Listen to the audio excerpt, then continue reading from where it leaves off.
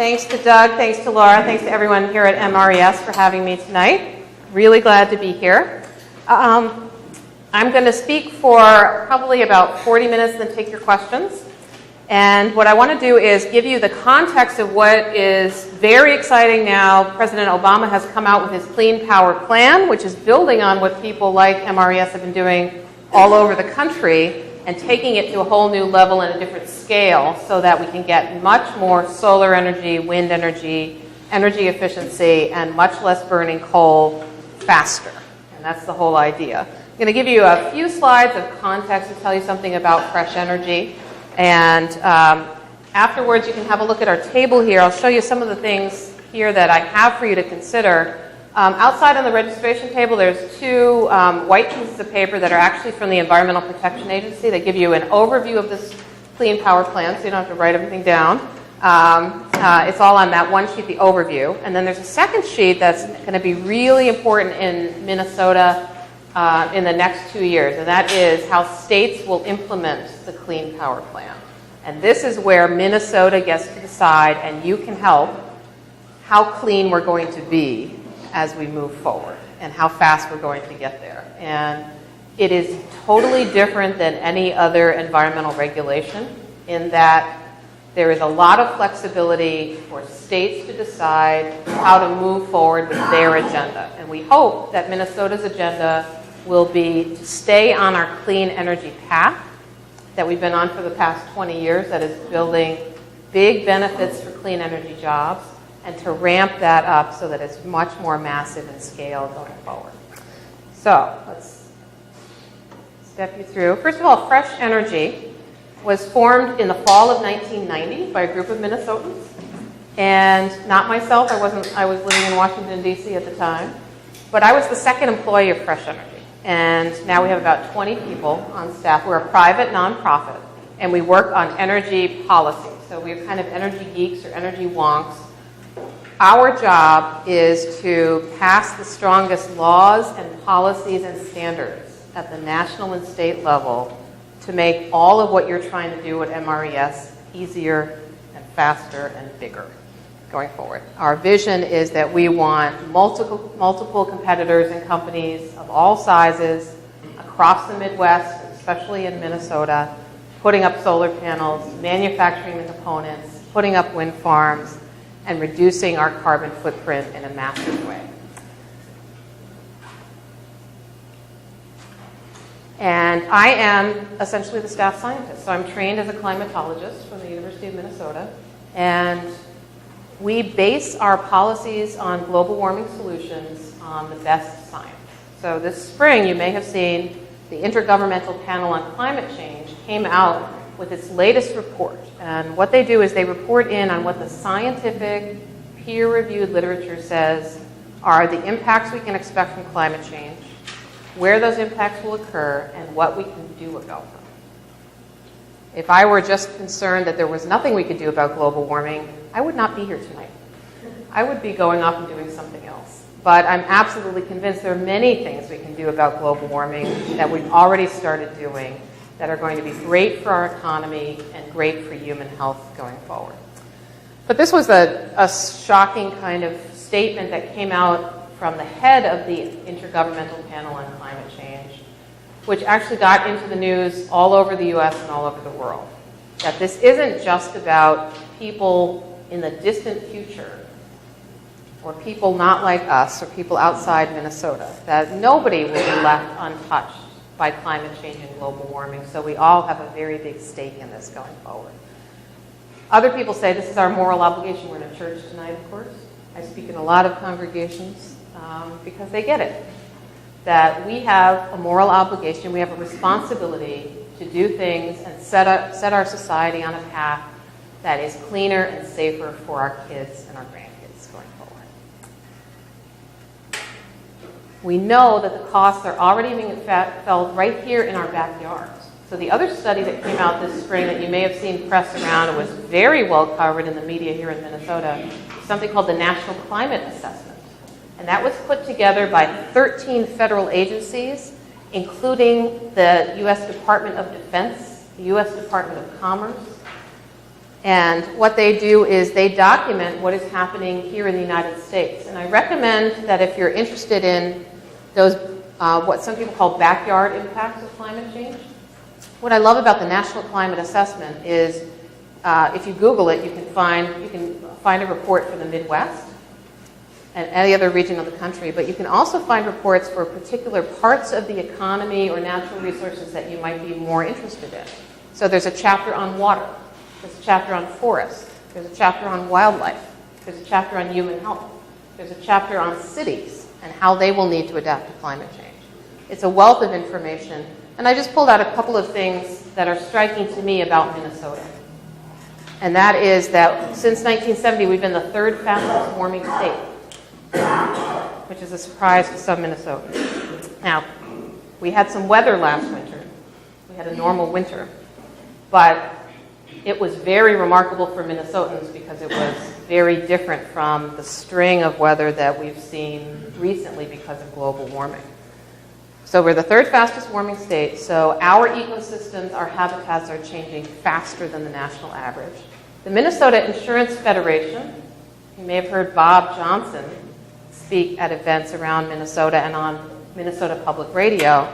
He points out that there have been, for the last few years, double-digit increases in homeowner insurance premiums here in Minnesota. And the primary reason is a set of massive hailstorms that hit this big swath of central Minnesota over the last couple of years, doing very big damage going forward. So we're already feeling the effects of the more extreme weather we can expect with global warming in our pocketbooks. So the question is really right out there for us. Are we going to just keep paying more and more money, or are we going to figure out that we need to address this problem? Fortunately, in Minnesota, we have figured that out, and I'll talk about that in a moment. And then in Minnesota, we don't yet have the data yet crunched by the state climatology office. But when I was going around the state about 3 weeks ago talking about the president's Clean Power Plan, I was going to editorial board meetings, including down in Worthington at the Worthington Daily Globe. And as we were driving out there, talking to people that we were going to be meeting with, we knew that one gentleman's farm, he was joining us to meet with the editorial board, farmer down there, he had had on his land 16 inches of rain in the previous 4 days. So when the state climatology office crunches those numbers, we're going to find in places like Mankato and places like Worthington that we've broken other records. But before that, we know that in the last 10 years in Minnesota, we've had at least 4 floods that the state climatologist says statistically we would only expect to have 1 in every 1,000 years. 4 in the last 10 years. And this is a map of what 3 of those floods. The 4th flood, of course, is the Duluth flood from 2 years ago. But this is the first 3 of those floods, 2004, 2007, 2010, all in this patch of counties in southern Minnesota. And if you remember those storms, if you're living in Minnesota at the time, people died, lots of property damage was incurred. In parts of the state, we had 17 inches of rain in a day, 12 inches of rain in a day. And it was after the second storm that the state climatologist who loves to crunch numbers, he's just retired, his name is Jim Zanlow. And he started taking a look at the record books to try to figure out how unusual was this. And then the third storm came along. So the lesson to take away from this is different than what we used to hear when I would go around the state, and maybe some of you were part of this too. Various folks like the University of Minnesota would periodically convene groups of Minnesotans to talk about what kind of future climate can we expect and how should we adapt to that. And inevitably in those discussions, somebody would say, well, we should get a modeling team at the University of Minnesota to model what if we had a 1 in 1,000 year storm in Minnesota 50 years from now. And now we know it's already happened. And we just got lucky that 12 inches of rain, 14 inches of rain, 17 inches of rain in a day did not happen in downtown Minneapolis at rush hour. Because the one thing that climatologists will tell you is if it's happened before, it can happen again. And it's happened very closely here. In fact, I asked one of the traffic managers for the city of Minneapolis a couple of years ago, what is the plan for moving people out of downtown Minneapolis during rush hour if there's 12 inches of rain in 24 hours. So of course, there's no plan. So these are very expensive, very disruptive, very damaging kind of storms. And we don't have to look to faraway places to see them. We can see them everywhere, and people all over the world are seeing the changes in their own backyard. So the costs are being incurred now. Fortunately, Minnesota has started to act.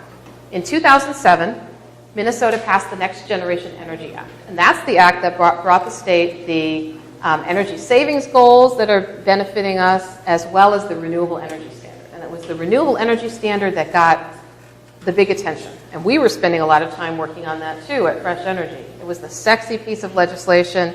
It's what is getting us at least 25% renewable energy by 2025. And every utility in the state is meeting that ahead of schedule.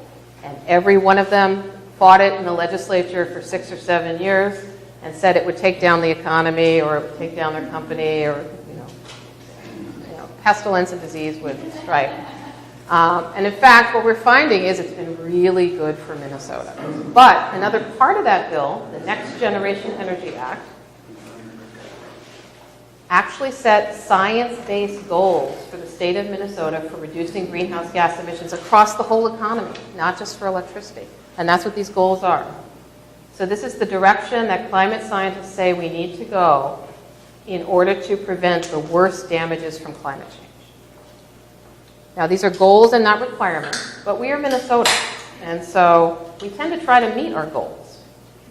And in electricity, we are meeting these goals going forward because of other policies. So we have started to take action in 2007. This was quite controversial, as you can imagine. We were the first Midwestern state to do anything like this. We're not Vermont, we're not California. But much of the testimony in the legislature that year was from people who were in natural resources-based industries like farming and forestry and fishing and tourism, who were concerned about the rapid pace of change that was literally changing the quality of life in Minnesota.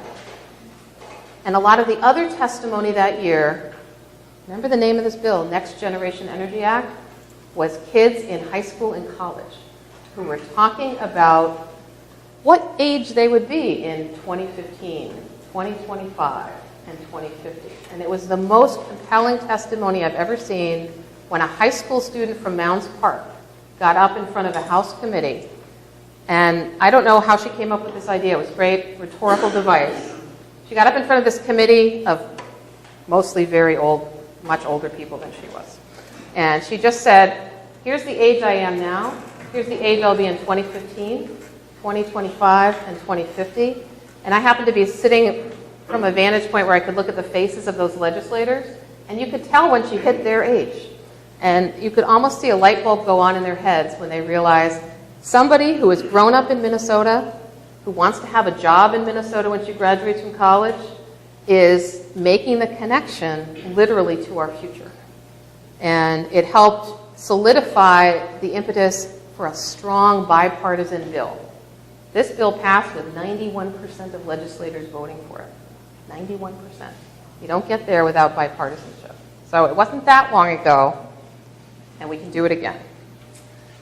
The Renewable Energy Standard has done for wind in Minnesota something that has very compelling numbers. Take a look at these.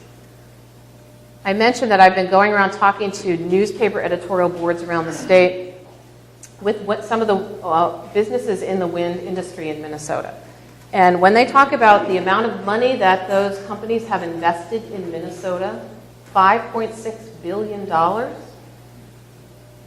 those journalists take out their pens and their pads of paper and start writing. And they want to know more details about that. And they want to look at the fact sheets that we're bringing them about property tax payments that are benefiting over 20 counties in Minnesota. In fact, one of those counties is now on the verge, they're getting so much money from wind that they're about to reduce property tax payments on homeowners. And that is of interest in that county and in the neighboring counties because of the human spirit of competition. And then look on the right-hand side. So we have so far, according to the National Renewable Energy Lab, developed, as of last quarter, a little over 3,000 megawatts of wind in Minnesota. which puts us per capita at about number 5 in the country. So we're doing very well, ranked 5th. But look at the potential wind in Minnesota. So we've developed less than 1% of it. So as I go forward and talk to you about this clean power plan that the president has proposed and that will now be implemented in Minnesota, one of the things we could do is think about, well, how many more percent of that wind could we develop? Where could that be in Minnesota? What communities might want that wind and the jobs that are associated with that wind? One of my favorite stories when we were talking to these newspapers about these communities is one of the writers knew about Lakefield, Minnesota. And Lakefield, Minnesota has big wind farms, and about half of the employment in Lakefield is directly related to wind. So to think about where wind and solar and other renewables can fit into the economy across small towns in Minnesota is really interesting and really productive going forward. The other thing that's happening is that the market is changing so rapidly that the price of wind and solar is coming down and the competitiveness of renewable energy versus fossil fuels is increasing. First story is from Xcel Energy. And Xcel Energy, you may have remembered seeing this story. It started about 2 years ago. And Xcel Energy, doing its job as a rate-regulated utility, went to regulators at the state, at the Public Utilities Commission. They said, we're already developing wind on a schedule that will allow us to meet the renewable energy standard. We're very happy with that. And in fact, if you've ever heard Xcel Energy give a talk, I think in every audience, they start out, the number one thing they say is, we are the number one wind company in the country. And it is because of these policies in Minnesota and in Colorado, where they also serve customers, that has moved them forward. But when they went to regulators 2 years ago and they said, we want to do our due diligence. We want to figure out, we want to do an RFP. We want to collect bids on the open market to do 250 megawatts of wind in the next 2 years. 250 megawatts of wind. And PUC gave them approval to go out and do that bid. Now, those bids are considered trade secret information, so I don't know what those numbers are, but the regulators saw the numbers, and the company's shareholders, board of directors saw those numbers, and the numbers were so good that they actually came right back to the PUC and said, instead of doing 250 megawatts of wind, we would like permission to do 750 megawatts of wind because it is cheaper than anything else we can do. It's cheaper than buying the next ton of coal and bringing it to the power plant. And regulators, with our support, maybe a lot of your support too, quickly approved that because the economics were right. It's cheaper than everything else. And over the next 10 years, that's going to save, if you're an Xcel Energy customer, it's going to save all of us $220 million. So great story. So the market is already moving faster than the federal government. But we need that backstop too. And the second thing that happened, and I know I was here in this room for a presentation by Nathan Franzen from Geronimo Energy about their Aurora project. That's what I'm referring to here in this second bullet. And this was the case. It also started at the regulators at the Public Utilities Commission, which is why it's important to pay attention to them. Because they set a lot of energy policy in the state, and they can move things forward faster on renewable energy. They actually were looking at Xcel Energy again, and they had a sense, and they'd heard what maybe you've heard over the last 5 years, that natural gas is very cheap and plentiful, and they wanted to make sure that their biggest electric company was investing enough in natural gas for its customers. And they asked Xcel to go out and do another request for proposals for natural gas for peak power demand. So to meet demand on a hot summer day, if it's 95 degrees for 3 days in a row, meeting power demand from 1 to 3 p.m., for example. And it was known as the natural gas bid. In fact, the whole project, I don't know who named it. They weren't thinking in acronyms when they came up with a name for this proposal. It wasn't Xcel. It was called the it sounds like government, Competitive Resource Acquisition Project. Okay? Competitive Resource Acquisition Project. So we had a pet name for it at Fresh Energy, and we didn't think it was a great idea because natural gas is a fossil fuel. And we had looked at the numbers and we thought, Xcel should be doing much more with energy efficiency rather than needing to build another fossil fuel plant. They went out for bids, and this smart company from Edina, Geronimo Energy, put together a fantastic, smart, well-thought-out proposal called the Aurora Solar Project, which is now moving forward. And the reason it's moving forward, it had to overcome a barrier at the Public Utilities Commission, which is that this was supposed to, the CRAP docket was supposed to be about natural gas. Natural gas to meet peak power needs. And at first the regulators were a little confused by this, and they said, well, this is a natural gas bid. That solar doesn't qualify. But fortunately, some level heads at the Department of Commerce said, well, let's open that envelope and see what that bid says. See what that solar bid says. It was hard for anyone to believe that solar could outcompete natural gas. And that's exactly what it did. In 2014, solar won't outcompete all the time, but if you're doing a very well-developed proposal for peak power and you're trying to deliver, I think what Nathan Franzen said that evening here a couple months ago was that you're not trying to power the grid, you're trying to power communities. And so you're going to distribution stations in the Xcel Energy service territory across 20 different communities and putting the power on where there's space for it so you don't have to put it on the transmission grid. And you can power communities. So that is moving forward because of economics and because of smart proposals that were thoughtfully put together. So the market is moving faster than governments ever imagined it would. But I'm going to talk about why we also need that government backstop as well. So these are really encouraging things in Minnesota. I tell you these stories because I know some of the utility companies don't always tell them, and the newspapers don't always tell them. So I want to make sure that you know them in your head going forward. Because the next part of fighting carbon pollution is going to be harder.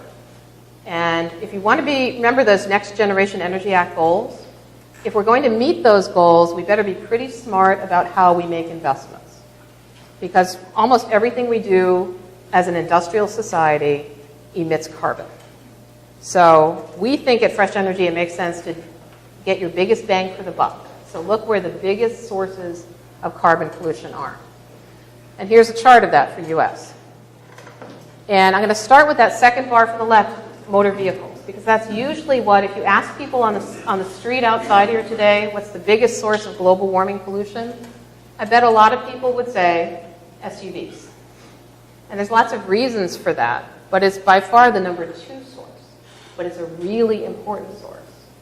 But we've already started tackling that. There are now actually corporate average fuel economy standards to drive greenhouse gas reductions from motor vehicles that are going to take us to, by 2025, an average fuel economy of 54.5 miles per gallon, roughly doubling what it was before. So a word of, just a rule of thumb in fighting global warming is if you double efficiency, you cut carbon in half. And that one move, and it happened quietly. It happened about 3 to 5 years ago. Remember when Detroit came in for the bailout in the auto industry? And the Obama administration and the car companies and the labor unions sat down together and worked out a plan to require these greenhouse gas emission reductions as part of it. And the thinking was, if the American taxpayers are doing a bailout, they are going to be expecting better and better vehicles over time. And that is what we are going to get. And so up until now, up until June 2nd, that one move was the biggest thing any country has done so far to fight global warming. So people say to you, the U.S. hasn't done anything. It's wrong. We need to do a lot more as the richest country on earth. We need to be more of a leader, but we have started taking action. And now it's time for that other sector, the power sector. So in Minnesota, the carbon pollution is about a third of the carbon pollution in Minnesota is coming from burning coal in power plants. So it makes sense to tackle that.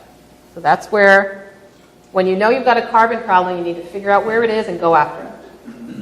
And that's why the laser focus is on here. In fact, Governor Dayton, over a year ago, realized that this was something that we should move away from. He gave this speech, maybe you were in the rotunda of the Capitol on Earth Day, not this past year, but a year ago, when he was talking to the Clean Energy and Jobs campaign, and I know MRES is part of that, and he was talking about the solar energy bill. But then he kind of went off script.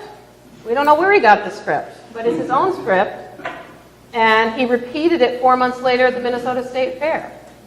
So Governor Dayton gets it and is working to move us past coal and to clean energy. So as we think about replacing these very large polluters in Minnesota, we have to do it very thoughtfully and very carefully because it's an important part of our economy. We need to look at the biggest source, which is called Sherco. The Sherco is just short for Sherburne County. It's a power plant in Becker, Minnesota, near St. Cloud. It's the biggest carbon polluter in the state. And it's not the biggest by a little bit. It's the biggest by massive amounts. Here is some of the data from that power plant. It has 3 units. And Xcel Energy is very proud of this because it's on the front page of their website about Sherco, the 3 trainloads of coal a day. Now, not all of us think that's a good idea to bring in 3 trainloads of coal from the Powder River Basin, bring it on by train, and burn it and put the refuse into the atmosphere. And it's a massive amount of carbon dioxide pollution. So that is why it's the #1 focus for people who are interested in transitioning to clean energy. It should also be of interest to you as a society focused on renewable energy, because it is literally standing in the way of greater penetrations of real renewables that are zero carbon renewables. And so we need to systematically plan for retiring that plant and replacing it with cleaner energy. And that work has begun. Again, this PUC, I keep coming back to the PUC. I know it's nebulous to a lot of people, but it has been so helpful, especially in recent years, in shaping clean energy policy. And they actually asked Xcel Energy, required them, and this came out in July 1st of last year, to do a side-by-side cost analysis of continuing to run the older part of Sherco and bringing it up to modern pollution standards versus the cost of retiring and replacing that plant with cleaner energy. And here's the result. That if you consider a cost on carbon, that there's a value, that we're paying a cost for carbon pollution now, it makes sense to retire those 2 older units sooner rather than later. And this is what power companies are finding elsewhere in the state and elsewhere in the country. So, right now, they're on a trajectory, and by January 1st of this year, they will do an analysis of short-term retiring that power plant and replacing it with clean energy. And we're working side by side with them to help direct them on what they're analyzing and what they're modeling. And to give you a sense, they're modeling massive amounts of solar energy, massive amounts of wind energy, massive amounts of energy efficiency to replace Sherco, which is good for Minnesota because we don't have any coal, but we have an abundance of clean energy that has yet to be developed going forward. And it's also good for Minnesota because remember those numbers. On a level playing field basis where you count the cost of carbon, we're starting to see that solar and wind can outcompete fossil fuels. But remember, those power plants were paid for a long time ago, and so we need to accelerate that transition because it's not happening fast enough on its own. The other thing we're doing, and this is the final part of the context, is fresh energy. And I know that you've had, I think Beth Goodpaster from the Minnesota Center for Environmental Advocacy has been out talking to you and probably mentioned this. We're looking at another lever that you can use in Minnesota.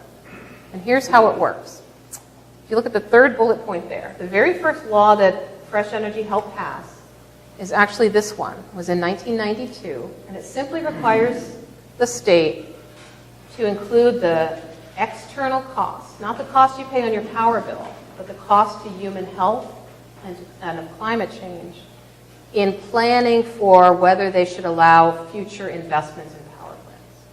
So it's not a carbon tax, but it's better than that in a way because it says before we approve investing hundreds of millions of dollars in a power plant, let's look at what are the full costs of that are not necessarily just on your power bill. So that's the law in Minnesota. It hasn't been updated in about 17 years. So we went to the PUC and with our members' support, and what we did is say, it's time, the science has developed, the medical literature says that there's a lot more information about what these health costs are. And we went to a professor, he has a great position, Stephen Pulaski, is a professor of both economics and ecology. So he has PhDs in both fields. And he did this study for us. And he just crunched the numbers and looked at what are the health and environmental costs of burning coal in Minnesota. And he came to the conclusion that there are at least $2 billion a year. So if most of that is coming from burning coal, which it is, 99% of it is coming from burning coal, we should take a hard look at whether we have better options going forward. And that is what the state, this PUC, voted 4-1. And at the time when they voted 4-1, there were 3 Republicans and 2 Democrats. So it was a bipartisan vote going forward that Minnesota should update those values. And we think that when that happens, we are going to see a more level playing field for clean, renewable energy because it doesn't impose those health and climate costs going forward. Give you a sense, these are the old numbers in blue. When they're updated, they're going to look like this. And this will change the relative economics of energy decisions. And the reason I keep talking about economics is this Public Utilities Commission only has 2 charges by law. To keep rates as low as possible, to keep your energy bills as low as possible, which is a good thing, and to make sure that those utility companies meet every environmental law. So that is how we get change going forward. So another lever that we're using. And now we're starting to use the final tool that we know works, and it's called the Clean Air Act. I know, looking at the average age in the room, I bet some people remember, like I do, the first Earth Day. Happens to fall on my birthday, April 22nd. It was in 1970, and the very first law that was passed that same year happened on, it just squeaked in on December 31st of that year, was the Clean Air Act. And it is the only piece of federal environmental legislation that is only about human health. It's not about polar bears, which I dearly love, but it is about humans, who I love even more. And it looks at things that damage public health and welfare must be limited because it's not good for the country. And so we've used that law in the past 44 years to cut power plant pollutions of things like mercury and cyanide and arsenic and lead. There are limits on those things. Mercury is the most recent of them. And it really hits close to home in Minnesota, where we have a constitutional right to hunt and fish. But I know many of our members teaching their kids and grandkids to fish found it pretty ironic to then tell that beautiful granddaughter, but honey, only eat one of those fish this week because it hurt your brain. Not acceptable in Minnesota. So we passed a law sooner than most states to get 90% reduction in mercury from power plants. And in 2011, the federal government used the Clean Air Act to do the same thing. 90% reduction is required now by actually April of next year.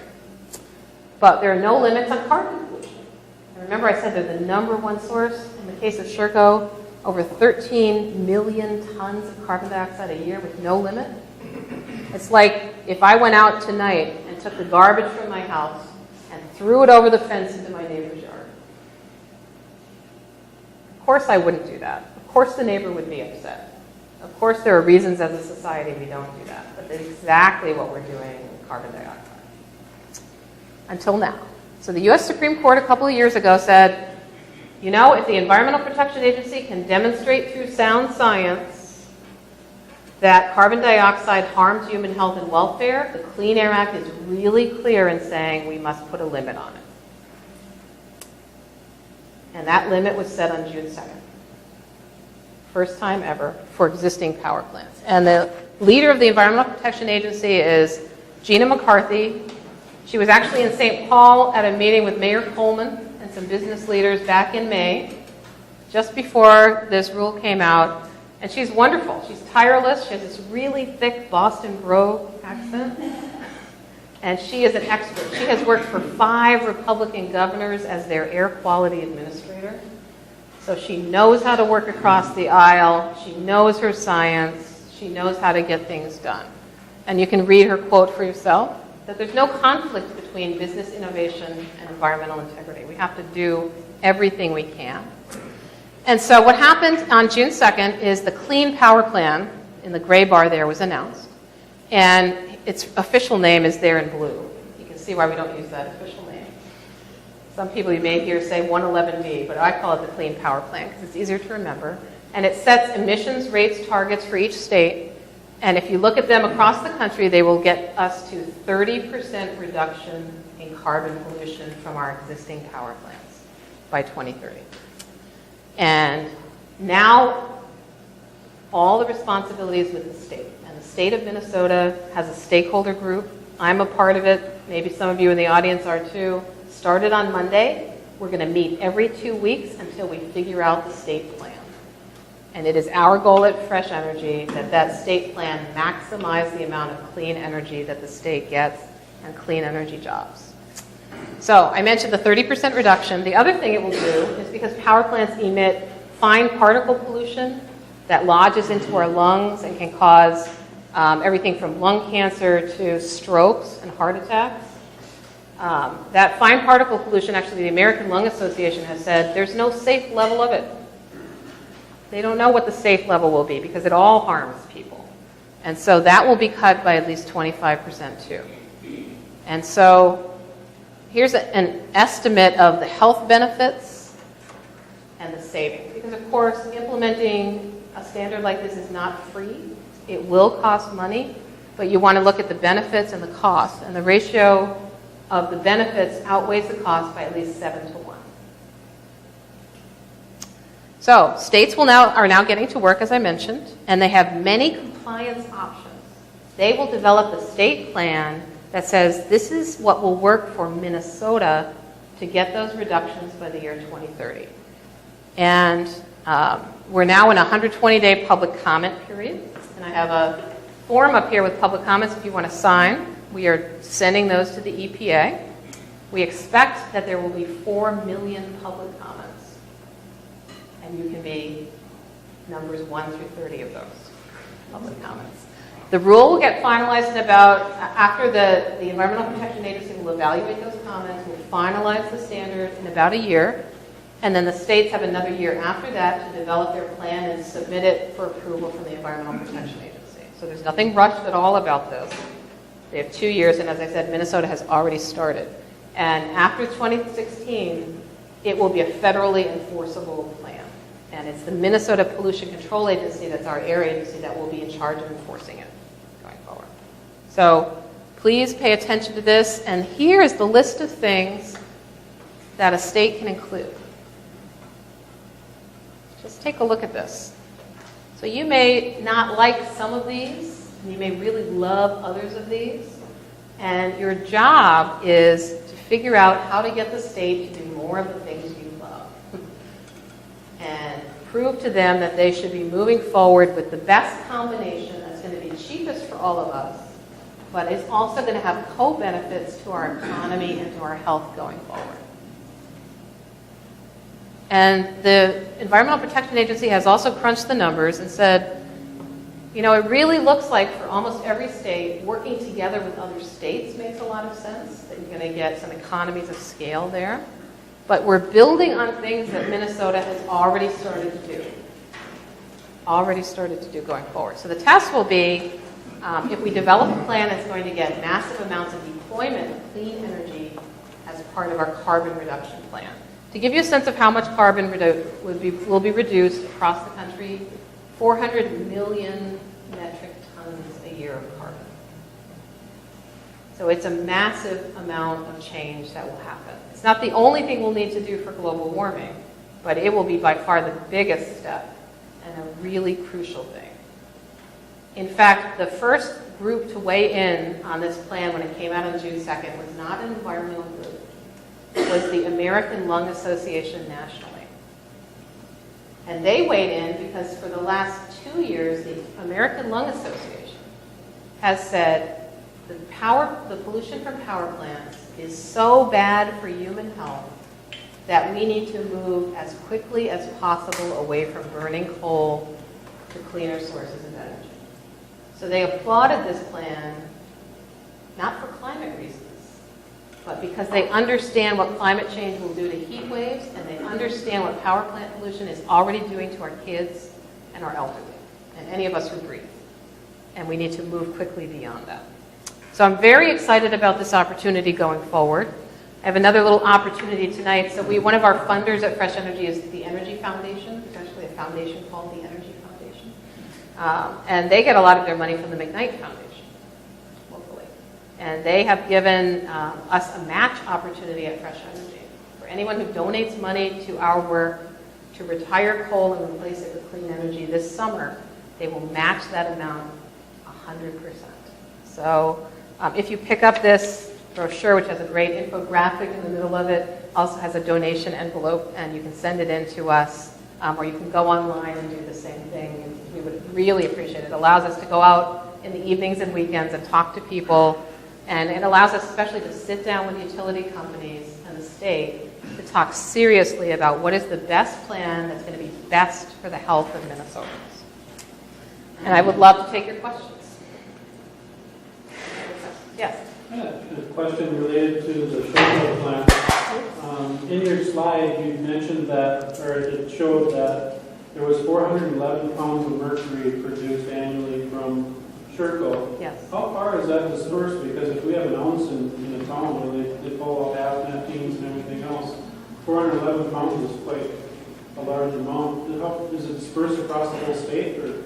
Yeah, it goes actually beyond the state, and it's coming out of the smokestacks. And just in case you don't know, the mercury is in the coal, and different amounts of mercury are in different seams of coal, so that there's actually variability. Some power companies actually choose to mine different seams of coal because they're lower in mercury. But obviously better would be to capture that mercury and never let it get in the air. So it comes out of the stack, goes into the air, some of it, and then it can go pretty far. It can go multiple states, it can go across countries. Before it comes down into our waterways. And when it gets into our wetlands, it gets what's called methylated, and that's when it can bioaccumulate up the food chain. That's when it becomes a problem for us when we ingest the fish, or when otters ingest fish, or when loons ingest fish going forward. So yeah, about the amount of mercury in like the tip of a ballpoint pen is enough mercury to contaminate a large lake. And set it up for a fish consumption advisory. So it does not take very much mercury. It's very lethal. It's this potent neurotoxin. It's a brain toxin. So it's unacceptable in a modern society. I'm really terrible at, yes, please. Where does our coal come from? It does not come from the Appalachians in Minnesota. All of the Minnesota coal comes from farther west, and most of it comes from the Powder River Basin. And that crosses over 2 states. It's Wyoming and Colorado. And actually, you can actually find through public records from the Bureau of Land Management, and sometimes you can find out the contracts between specific utility companies and specific coal mines to find out where your coal is coming from.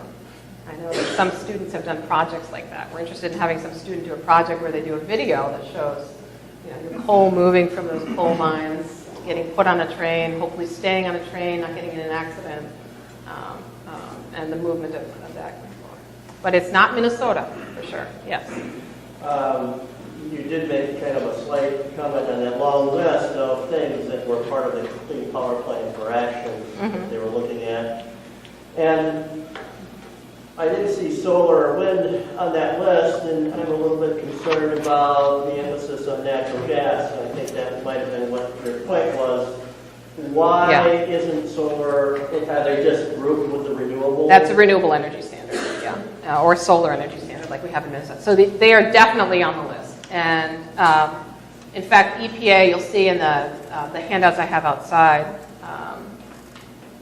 crunch the numbers on 4 building blocks that for most states are going to be the most economical.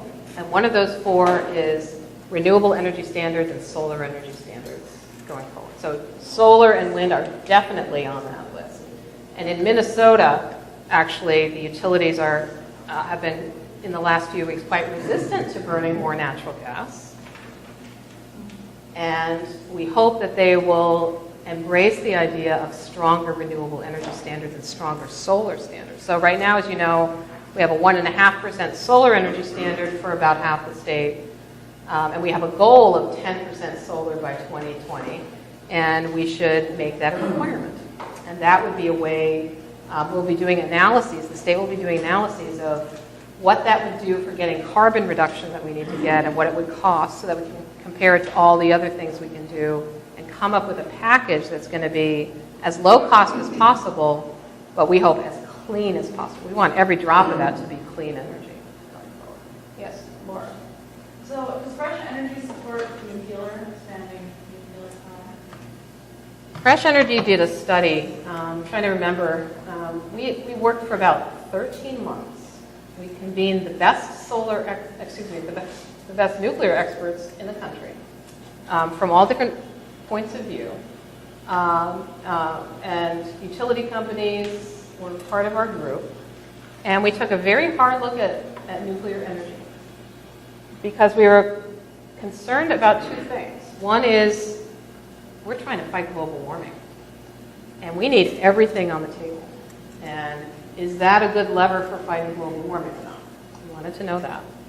And then we were also really concerned about the still very high cost of nuclear energy after 60 years of taxpayer subsidy. And in fact, as one of our board members said, maybe it's time for the nuclear energy to put up or shut up.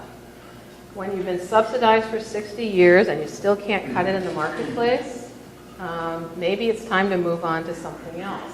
So we spent about 13 months on this, and in fact, one of the experts we used is Dr. Allison McFarland, who, if you recognize the name, she's now head of the Nuclear Research Council. She's now the head nuclear regulator in the country. And she was very good at talking to us about what is known, what is possible, and what is unknown. And what came out of our study was this. Of all the things you can do to cut global warming pollution and all the ways you can provide the next increment, the next electron, nuclear is the most expensive. So why would you start there if you're concerned, as most people are, about money? And though the problem of nuclear waste storage can probably be solved, it has not been solved. And there are about 3 or 4 very sticky problems like that in the nuclear chain where we need solutions and they have not yet been forthcoming. So the best nuclear experts think they are solvable, but they have not been solved. And so for most people on our committee, all people on the committee, they decided those 2 factors, the cost and the fact that there were these very large risks to society that have not been solved, were sticking points. So, but like all tech, and we don't tend to pick technology winners at Fresh Energy. What we're interested in doing is applying the same standards to everything. So what we want to know is what are the full costs of coal? What are the full costs of nuclear? What are the full costs of wind? What are the full costs of solar? And then compare them looking at an all-cost methodology. Dustin? Can you describe the Excel's integrated resource plan, the stakeholder process of who's involved and where and if public comment is engaged? And you're talking about the integrated resource plan and not this plan? Correct. Yeah, well, for the integrated resource plan, so not every utility in Minnesota is a regulated utility, but most of the big ones are. And the benefit they enjoy is they are monopolies. So if you live in a certain area, you have to buy your electrons from them if you want to be part of the grid. But the trade-off is they are regulated monopolies. So their rates are regulated by this entity called the Public Utilities Commission, which I think is a very good thing. State law says that every 2 years, those utilities have to come forward and propose a 15-year resource plan. How are they going to meet the needs? What are the needs of their customers? How much electricity do they need and when? And how can they meet those needs at the lowest cost while meeting all environmental standards? They're called resource plans. And then regulators at the state Public Utilities Commission and economists at the Department of Commerce and parties like Fresh Energy and many others weigh in and may submit comments about what the utility has proposed. And then the Public Utilities Commission either approves or denies that resource plan going forward. I don't know of any particular stakeholder process apart from that for the Excel resource plan, except for those docket submissions. So right now, the Public Utilities Commission said that on January 1st, when Excel issues its next resource plan, it has to include near-term analyses of retiring the oldest part of Sherco. And they have to work with us. And they also have to do an analysis. This came out of the Minnesota Department, actually from the Pollution Control Agency, and was accepted by the PUC, that they need to analyze the impacts of a 40% renewable energy standard. So we're going to have a lot more information in the record on January 1st, and a lot more numbers to look at to make better decisions going forward. Terry. I had a couple questions, kind of following on the gas. Back to burning the gas. What kind of impact will this have on the Keystone Pipeline decision? And then also, what about burning trash, like Minneapolis? Yeah, this regulation only applies to fossil fuel power plants, so it doesn't apply to trash burners that might produce electricity. And so, yeah, I don't know of any scenario that has shown that there would be any burning of trash to replace coal. That would not be cheaper. That would not be the better thing to do. Definitely not. And I know that we'll keep that off the table in Minnesota. But there may be more in other parts of the country, especially there may be more burning of natural gas to replace the coal. We're going to see across the country a 24% reduction in coal burning, which is giant. And we'll see a similar amount in Minnesota going forward. I don't know that we'll see any uptick at all in Minnesota because there are a lot of factors, especially remember those RFPs that showed that wind and solar are cheaper than natural gas. And so those are economics that apply to the Minnesota marketplace. In 2014, those economics are going to be even stronger in 2025 and 2030 against natural gas and in favor of clean energy going forward. They're going to be stronger now that there's a limit on carbon pollution. So that essentially places a price on carbon going forward. Yeah. But it's something to watch for. I mean, you want to look at, so that's why I'm very glad that there are a lot of wonderful people engaged in this 2-year process, because you want to make sure that as the state cuts carbon in a really big way, that we're also growing the clean energy economy to Minnesota's benefit. We don't want to be buying other fossil fuels from other places.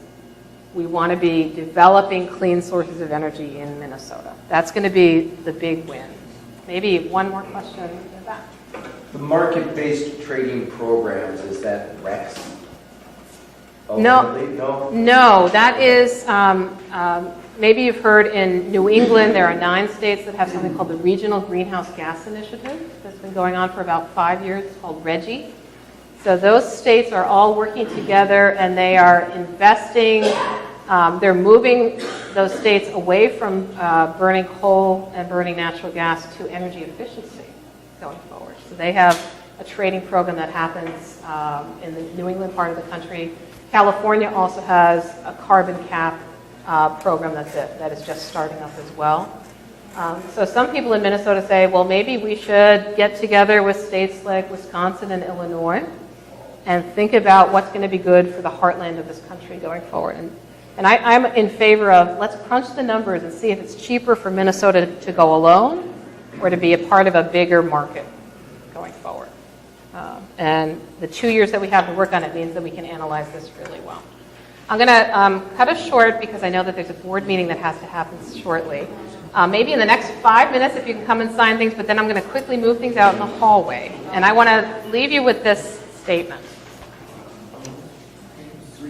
We now have a law that has been proposed that will, for the first time, this is so big, it's the first time there has ever been a limit proposed on carbon pollution from power plants. Your kids and grandkids will study this in school. And those smart kids, when they look at their history books, I don't know whether they're going to use Wikipedia or what they're going to be using in 2030, But they are going to come to us and they are going to say, what did you do to move this along in 2014? And we need to be able to tell them we did everything we could and it worked. Thank you very much.